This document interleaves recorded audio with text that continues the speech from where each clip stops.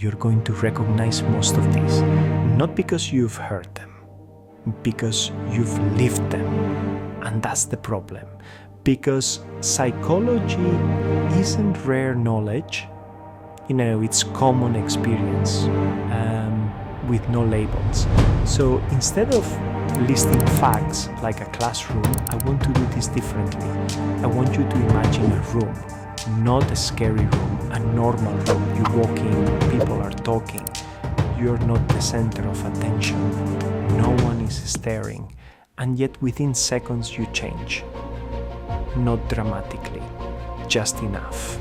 Your tone adjusts, your posture edits itself. You start choosing safer words. That's your first fact. Fact 1. Most of your personality is context dependent. You feel stable, but you're constantly adapting to the room, and you don't notice it because adaptation feels like me. Now look closer. Someone in the room is higher status. They're not necessarily louder. They're the person others keep checking, subtly like a compass. If they smile, the room loosens. If they go quiet, the room tightens. Fact 2. Status sets the emotional tempo, not through commands, through gravity. Now, the conversation shifts. Someone starts describing a third person. Yeah, he's the kind of guy who manipulates people. Everyone nods, they absorb it. But something else happens too quietly in the listener's brain. Fact 3. When you describe someone's traits, people start associating that trait with you. Even if you're describing someone else, gossip leaves fingerprints, so the room is already shaping you, and you're already shaping the room. Now imagine a small moment. You're asked what you think about something. You give an opinion, but you tailor it, not a lie. Just adjust it, maybe to fit the vibe, maybe to avoid conflict. And later, when you remember the moment, the edited version feels more real than the original thought. Fact 4. When you tailor a message to an audience, you can start believing your tailored version. Not because you're fake, because memory likes coherence. That leads to another fact most people don't realize until it happens to them. You tell a story, you tell it again. Each time it gets smoother, cleaner, more cinematic, and one day you try to remember what actually happened, but all you can access is the polished version. Fact 5. Repetition doesn't just share a memory, it reshapes it. Smoothness starts feeling like truth. Now let's make the room uncomfortable. Something happens. A small conflict. A moment of tension. A weird comment. Someone says something that doesn't land. And then nothing. No one reacts. Everyone looks calm. So you look calm too, but inside, you felt it. This is one of the most underrated forces in human behavior. Fact 6. Groups can create a false reality by staying calm together. Everyone privately doubts, but publicly performs confidence. So the whole room misreads the room. This is how nothing happened becomes a social agreement.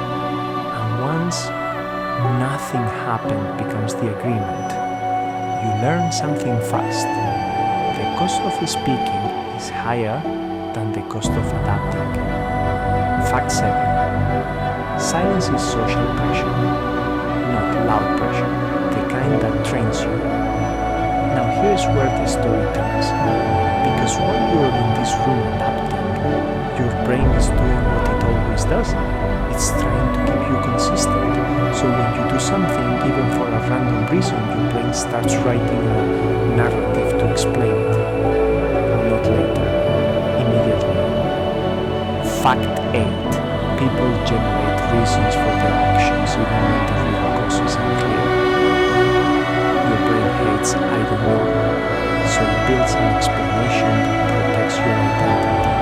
And once you have an explanation, something strange happens. Even if the original evidence disappears, the belief can stay. Fact 9. Beliefs can survive even after their support is removed. Because the brain is stored as thought, not as spreadsheet. Now watch what this does to preference. You think you like what you like because you chose it. But the truth is often reversed. You choose something, and then your brain quietly increases your liking for it so you don't feel irrational. Fact 10. Preference often follows choice.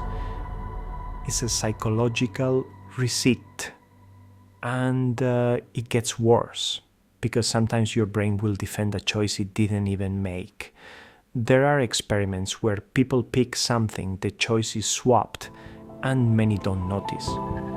They just explain why they chose it. Fact 11. People can confidently justify choices they never made. Not because they're stupid, because the brain values consistency over accuracy. Now zoom out. This room you're in, it's not just shaping your words, it's shaping what you believe is safe to question. And when something becomes uncomfortable to question, it doesn't even need defending anymore. It just becomes normal. Fact 12. People resist feeling controlled more than they resist control itself. If it feels voluntary, it slides in. That's why good control doesn't look like force, it looks like convenience. Now a small moment again. You're scrolling later that night. You see a claim repeated by different people. You don't fully believe it, but it feels familiar. And familiar starts to feel as reasonable. Fact 13. Repetition can make false things feel true.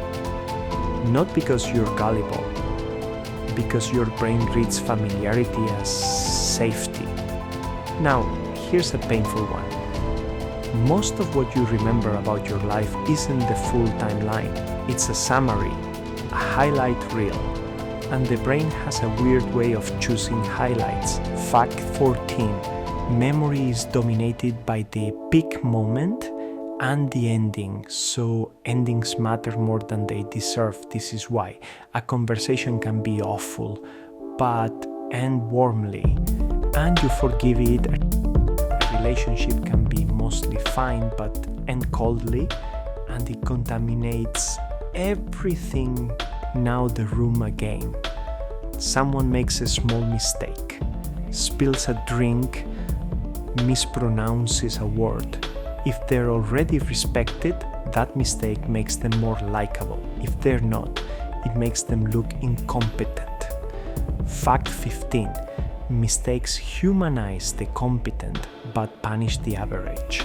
Competence is the shield that lets imperfection feel charming. And now notice something else. You think everyone noticed your awkward moment, but most people are stuck in their own head worrying about theirs. Fact 16. You overestimate how much others notice you. Your internal spotlight is not the room's spotlight. That fact alone explains so much unnecessary self-censorship. But there's a deeper layer. People don't just misread attention, they misread intimacy.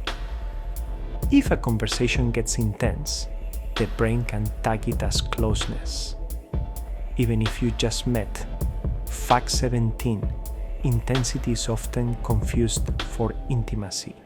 That's why late-night vulnerability can create fast bonds and fast regret. Now let's go darker, but still real. In groups, people don't just hide opinions. That's that they can act like they believe something because they think everyone else believes it. Fact 18. people falsify preferences to avoid social cost. Enough people do it, and you get a public reality nobody privately endorses.